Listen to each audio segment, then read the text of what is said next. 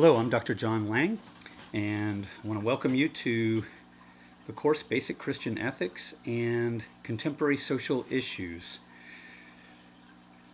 I want to take a few moments, maybe about 25-30 minutes, to go over the course requirements and talk a little bit about grading and things that usually take up some time the first week of class, so that on our first week we can jump right into the content of the course and the lecture materials. So what I've got here on the screen is, of course, you can see me, and then I've also got the syllabus pulled up, and in the background here in the top left-hand corner there is Blackboard, and I'll talk a little bit about Blackboard first. So if you go into Blackboard, when you first log in, you should see something like this. It may look a little different for you, but this is my page, and you'll see I have a place called My Courses. You should have something like this. You click on the course with the title. They've listed it as Basic Christian Ethics on mine, and immediately it'll come up to the announcements page. That's the first thing that shows up. So if we have any class announcements, they will appear here. If I make any announcements in class, I usually type them up and put them in this section of Blackboard so that they're there to be seen each time you log in. In addition, when I type in my announcements, I do send them out as an email as well, so you'll get an email notification if I've made an announcement or posted an announcement in Blackboard. Okay, so that comes up first. Over here on the left-hand side, you'll see there are a number of buttons that you can use to navigate in the course and to get materials. So the two most important are syllabus, that I've got highlighted right now, and then up here, course content. Those are the two we're going to use the most for this class. Under syllabus, if you click on that, you'll notice there are 3 documents that are already uploaded. There's the course-specific syllabus for this class, which again I've got here already called up. There's a document called Common Course Requirements, and then another document called Bible Reading Reports. The Bible Reading Reports is just a chart that you will turn in on the last day, documenting your reading of the Bible. In every one of my courses, I require that students read half the Bible, and I ask you to do either the first half, Genesis through Psalms, or the second half, Proverbs through Revelation. They're roughly half. I recommend that you do that reading in canonical order, that is, in the order that the books appear in the Bible, because when you do that, sometimes you'll see connections between passages that you've read, because you're reading so much material in such a short amount of time. You'll see connections that you might not otherwise have seen. And if you read them in order, you'll see in later books they're referring back to ideas, stories, themes, and events. They're oftentimes referring back, and the reference back brings that meaning from that past event or story into this later event or story, and gives it additional meaning, helps us understand the Bible better. And I have found that many times those references back have not been noticed by those who have put in the cross-references into our Bibles, and they have not also been commented on in commentaries. Yet, many times, they really are real connections. So it's pretty neat, pretty cool, when you see a connection in the Bible from, say, Jeremiah referring back to Genesis or Exodus, that a commentator has not seen, a connection that they haven't seen. And then you begin to sort of understand God's Word even more clearly. So that's my recommendation. You don't have to do it that way, but I do ask that you stick with either the first half or the second half. It makes sense to just read it in order.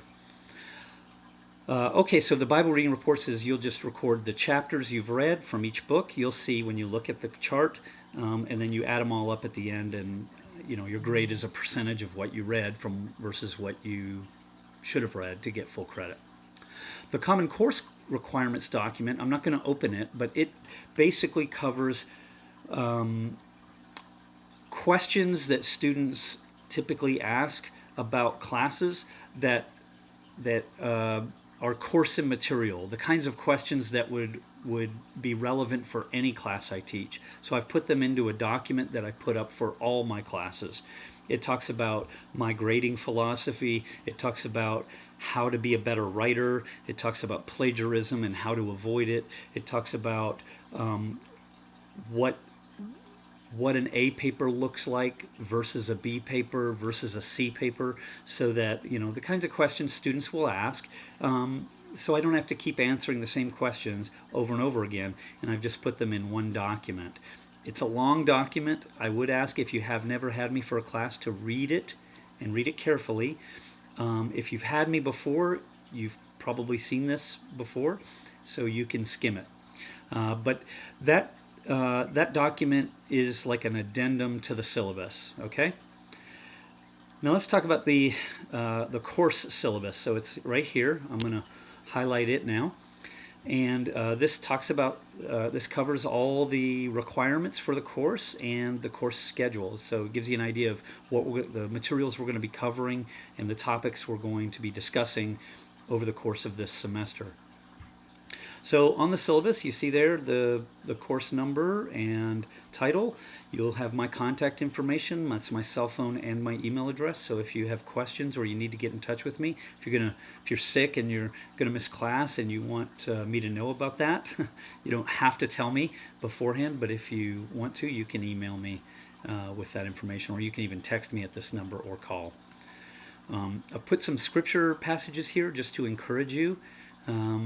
Right, if the semester begins to weigh on you and you begin to get discouraged, just read these passages and reflect on them.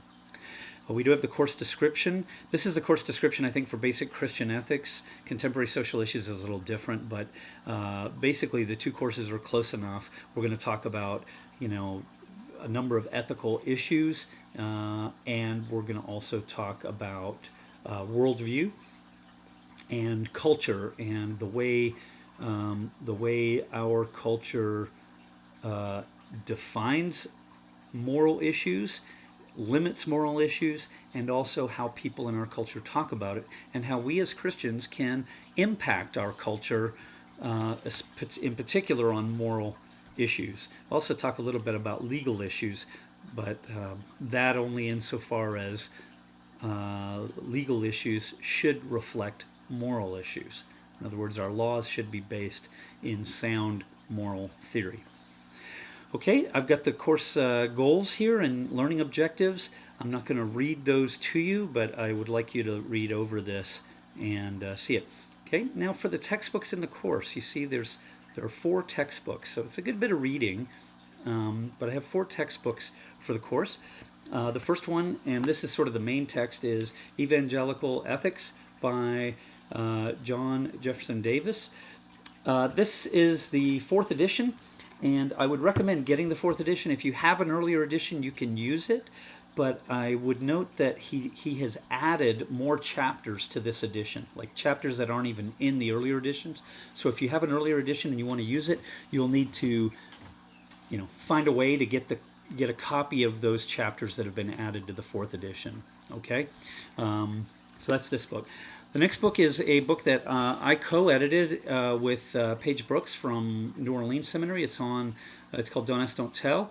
It's on the effect of the repeal of Don't Ask, Don't Tell on military chaplaincy, and in particular how can chaplains continue to serve in a military where open service of homosexuality is allowed.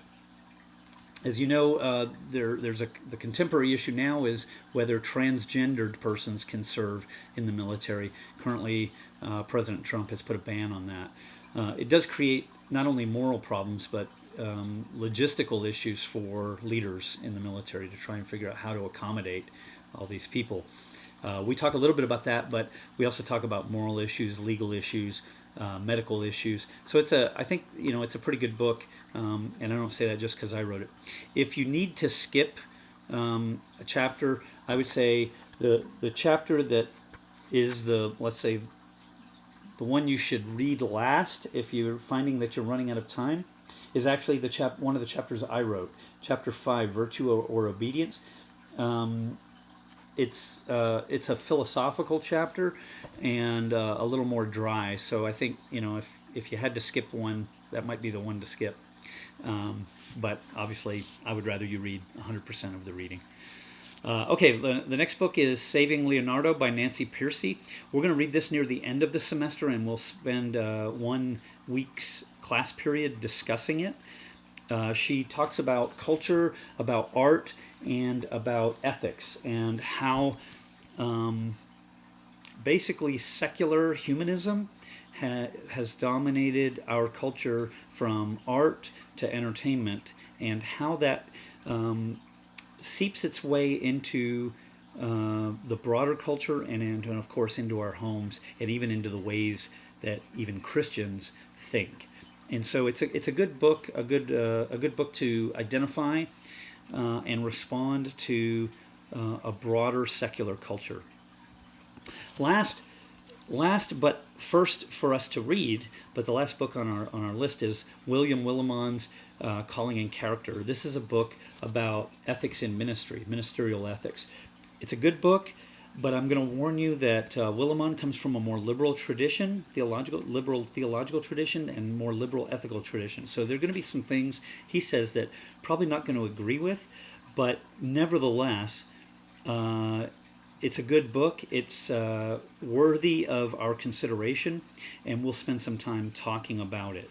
Don't get hung up so much on some of his more liberal views, and think more broadly about what he's talking about with regard to ethics and ministry, and how we as vocational ministers working in churches can do our work in an ethical manner, and how and sort of take home some of the warnings against impropriety that can seep into our ministry and, quite frankly, destroy our ministries. So we'll spend some time in class talking about that book as well. All right, so course requirements. As you see there, obviously there's textbook reading. I give you credit for reading. You have to keep up with it and chart it. At the end of the syllabus, there is a textbook reading report or chart where you will record your required textbook reading each day, and it add it all up, and it's a percentage. It's just a percentage, and that's your grade for the textbook reading grade, just like the Bible reading. So I give you have sort of like 100% control over a significant portion of your grade by just doing the reading and recording it and then turning that in. So you can get 100 for that part of your reading, your course grade, just by doing it. Okay, so it's on you, because you have to actually do the reading. All right. Class participation and discussion. We will have discussion in class. As I said already, we're going to be discussing these 2 books in class. We may discuss the Lang book as well, Lang and Brooks. And then, of course, as we go through the lectures, we'll be integrating some of what I talk about in the lecture with what John Davis says in his book as well. I have 2 exams in the course. There's a midterm and a final. They're objective. So my exams are multiple choice, true, false, fill in the blank, matching, those kinds of questions. And so the answer is either right or wrong. There's no debate about it. And we grade them in class, so you'll know your grade before you leave the day of the exam, unless I'm out of town. But typically we grade them in class. That allows you to keep up with your grade for the course too. You sort of know what you're getting. All right, book reviews and analysis. Notice I've written here, each student has to write 2 book reviews. One on Willimon, right? There's one book review on that one, and one on Don't Ask, Don't Tell. Okay, so 2 book reviews. It'll be approximately 40% summary, 60% critical engagement. When I say critical engagement, that means what did the author do well? What did the author not do well? Author or authors. Did the author meet his stated goals? A lot of times people skip the preface and the introduction, but usually in the preface or the introduction, the author of the book lays out what he or she plans to do in the book, what their goal is, what their purpose for writing is. You know, people write for a purpose. They're trying to communicate something, and you need to say, you know, did they do what they said they were going to do? The next thing is, though, is also to ask questions like, should they have done something else? You know, were there some topics that they didn't, that the author or authors didn't address that they should have addressed? This sort of thing. But also, what did they do well, right? This is, you know, the author really brought this aspect out in an enlightening way that is informative, helpful for ministry and the like. You know, these kinds of questions. So you want to talk about strengths and weakness of the book. A good rule of thumb is to say, I'm going to identify 3 strengths and 3 areas of improvement and sort of lay it out that way. Notice I want the book reviews to be 1 to 3 pages, single-spaced within paragraphs, double-spaced between paragraphs, kind of like the syllabus is. Okay? If you're making a reference, like if you're quoting or referencing the book itself, you don't need to have a footnote. You just put the page number in parentheses after the quote. But if you are using another source, like if, let's say, you read some reviews of one of the books and cite it, then you have to put a footnote for that. You need to cite that source. Okay? So 2 book reviews. I also want you to write a short position paper, 5 to 8 pages, double-spaced, and using 10 sources. So you're going to pick a topic, a topic of ethical concern, something we're talking about this semester. So let's say homosexuality or abortion or capital punishment or, you know, one of the many other topics we're covering. And you'll do a short research paper, like I said, 5 to 8 pages. I don't want 15 pages, so don't turn that in. I'm not going to count off if you go over a little bit, but don't go over a lot. Okay? If you need to go over a lot, what you need to do is move some information into a footnote, or you need to narrow your topic down. You know, make it much tighter. So when you're picking a topic, you don't want to do it just on a broad topic like homosexuality. What you need to do is pick something very narrow, right? Like the homosexual lobby for, you know, inclusion in the Boy Scouts of America or something like that. That would be a more narrow topic. Yeah, I'm not saying to do that, but I'm just saying a more narrow focus where you can really hone in on the topic and dig in deep and learn something new. That's the purpose, okay? Notice I wrote 10 sources, not counting textbooks in the course. So if you use one of the textbooks in the course, that has to be over and above the 10 source minimum. And I'm not sure if it says it here. I'm not seeing it right now. But I don't want you to use any more than three internet sources. When I say internet sources, I mean like blogs or web pages. If you find a journal article through, if you look at where my highlighter is, on library links, so if you search our library in Blackboard and go through what's called David, which is the search engine for Southwestern Seminary's library, and you find journal articles, that would be preferable, and they don't count as internet sources, even though you're accessing them through the internet. But they're not internet-only sources. They're journal articles that are published elsewhere and are available in full text PDF or HTML documents through our library. So if you need more clarification on what I mean by internet sources, so you don't use more than 3, please ask me in class and I'll try and clarify a little more. But in general, when I say internet sources, I mean something that's only available on the internet, not peer-reviewed, and like something like a web page or blog. All right, I will want a bibliography for the research paper, and the bibliography should be in the right format according to Turabian. Now let me say one thing about not meeting the minimum. So let's say you don't meet the minimum course requirement, then the highest grade you can get is a D. All right, so if you write 4.5 pages and you don't get to 5 pages, or you use 9 sources, it's going to be a D and go down from there. Okay, that's my philosophy on grading. I'm telling you right now, it's just a warning up front. Meet the minimum. Meet the minimum. If you have to turn it in a week late in order to meet the minimum, do that. because if you turn it in a week late, it's only one letter grade off. So -10, not -40, which is what it is if you don't meet the minimum. Okay? The reason for that is because a C is a minimum grade, minimum passing. It's acceptable work. If you don't meet the minimum, that's unacceptable. That's Dr. Lang's philosophy. Other people might have different ideas, but that's mine. So just want you to know that up front. Always meet the minimum. Okay? Moving on. I do want you to write up a short analysis of a couple of documentaries. So notice I've written there, each student will watch 2 of the documentaries listed below.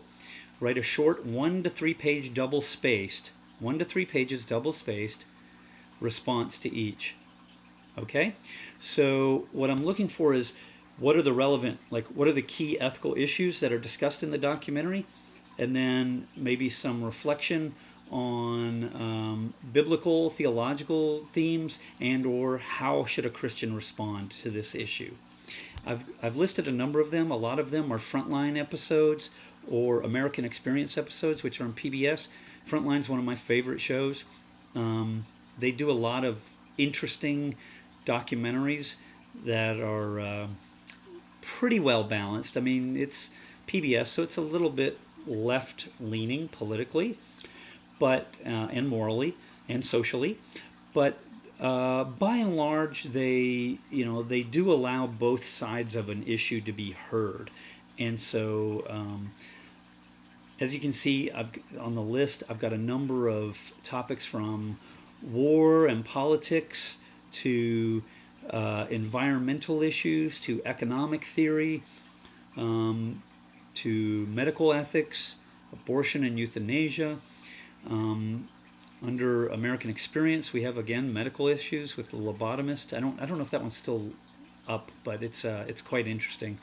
But you can see a number of these are quite interesting. So you'll watch 2 of those, write a short response.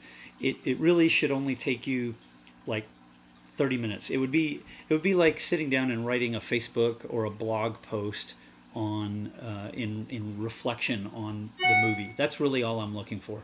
I just want you to expose you to some other ideas, and I want you to think about ethical issues after watching them. We do have okay, so I'm going to move on. Extra credit opportunities. The only thing I have in the syllabus on extra credit this semester is attending the ETS or EPS, the Evangelical Theological Society meeting. Regional meeting in New Orleans, and that's going to be March 8 and 9. What you do is you go to 2 of the papers and listen to professors from various seminaries, including ours, reading papers on theological themes, and then answering questions, interacting with one another. You'll write up a short roughly one page summary, and turn it in, and then you get up to 2 points extra credit on your final average. To give you some perspective, because it might not sound like much, 2 points added to your final grade is like getting a 10-point extra credit on your final exam or on your midterm exam. So it's a pretty significant amount of extra credit. There may be other opportunities for extra credit. Mark Lanier has a huge theological library that he runs up in North Houston. He invites well-known scholars in to give lectures, and sometimes we use his lectures as another opportunity for extra credit if you go and write that up. So we'll see. I haven't decided on that yet, but that might be something we'll add later. So you see the due dates for your assignments and exams here, and I've also put them into the course schedule, and I've bold-faced when assignments are due, so they should stand out to you when you look at your syllabus each week preparing for class. So if you notice here on week 5 on February 19, Willimon, the review of Willimon is due, and that's when we're going to discuss the book as well. So you should come to class having just written a review and ready to discuss the book. So in the course schedule, I have the topic for each week that we're going to be talking about. And so as you see here, online video, course introduction, that's what you're watching right now. And the reading is the syllabus and Common Course requirements. Next week we'll begin talking about ethical theory, and I want you to have read before class chapter 1 from Davis, so it's 16 pages. Then you will record that, and I'll go ahead and turn to it in your textbook reading report. As you see here, pages from Davis, 129, blank of 17. Pages 1 through 16, 17 pages. If you read all 17, write a 17 in there. At the end of the semester, you add it all up, comes to about 982 pages of reading. And then you'll sign and turn in, and that'll get you your grade for the reading. So on the course schedule, you see all of these things here. So it should be clear. It'll tell you Piercy, chapters 1 through 2, and I've even put the page numbers there. Davis, chapter 1. Other places, I think we have like Willimon, all, and Langan-Brooks, all. So it should be pretty straightforward in terms of what's required in terms of reading each week and when requirements are due. Okay. If anybody has any questions about how to read the syllabus or how to interpret it, please ask in class this next week. Well, let me show you one other thing on Blackboard, and then we'll be done for the day. So I told you under syllabus, you've got the syllabus, but if you go up here to course content, I'm going to click on that now, and you will see a number of documents uploaded that you can download. These are class notes. Most of my test questions will come directly out of the class notes. In fact, most often word for word out of the class notes. And while I'm lecturing, I will tell you things, I'll say things like this. If I were a student in this class, I would highlight that sentence right there. What should you do when I say something like that? Well, get out your pen or your highlighter and put a star beside it or highlight that sentence. Why? Because probably a test question will be coming from that. And when you go to study for the test, you'll start flipping through your notes and you'll see, oh, here's a highlighted section. I probably need to make sure I know that when it comes time for the test. I do not provide a study guide. We do not have exam review before the exam. Your review is when I say in class, if I were a student, I'd highlight this comment. Do you see what I'm saying now? So make sure you have your notes with you when you come to class and you're prepared to mark different sentences, comments, or ideas as we go through the material together. I will say this, some of the notes, some of these handouts are word for word my lecture. So if you feel like, well, why are you reading your lecture to us? It's because it's not that I'm reading my lecture to you, it's that I've given you a copy of my lecture, which I'm, didn't have to do. I could have just said, start taking notes and pay attention, and I just, do my lecture, and I would read it off my manuscript. But I give you a copy of the manuscript so that you have that available to study from and to look at and to reinforce learning. So that's how I do most of my classes. Try to provide something to the student to take so that you have it available for future use. Also, you can use this later in teaching at church or whatnot. You can adapt it as needed if you find that helpful. If you don't, you can throw them all away at the end of the semester. But I would encourage you to keep them until we're done with the semester and you've got your grade. Anyway, as you can see, I've got a lot of stuff here I've already uploaded.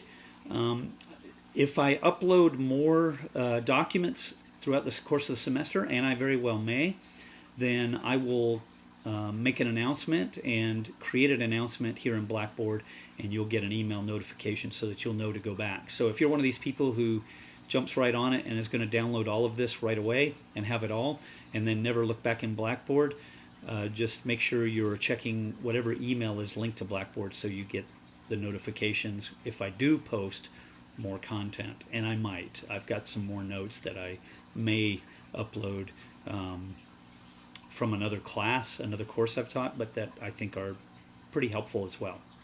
Okay, I think that pretty much covers everything I wanted to cover today. I hope I didn't say too many times. I noticed I was saying it a few times. But I hope that covers everything that we need to talk about so that we're all prepared to begin the course and jump right into the material next week with the topic of ethical theory, the topic and the topic of why should we study ethics in seminary, which is kind of an interesting question because you might initially assume, hey, if we're all Christians, we're all moral, we all live ethically, why do we have to take a course for master's level credit in ethics? Because it should be straightforward. What the Bible says is what we should do. And in some ways, I agree with you. And in other ways, I would say that that is a bit of a naive view because obviously, as you probably well know, Bible-believing, God-loving Christians can disagree on some of these issues, and that's the locus of why we are studying it here. Okay, I think the material we're going to talk about this semester is going to be interesting and helpful. I will try and tie it into not only the philosophical realm, but also the Bible, and also ministerial and social action, so that we're not just talking about the head knowledge, but we're also talking about how can we implement measures in our church that will impact our society and our culture so that we will continue to be salt and light in this world. God bless you. I look forward to a good semester with you, and pray that this is a productive time together. God bless.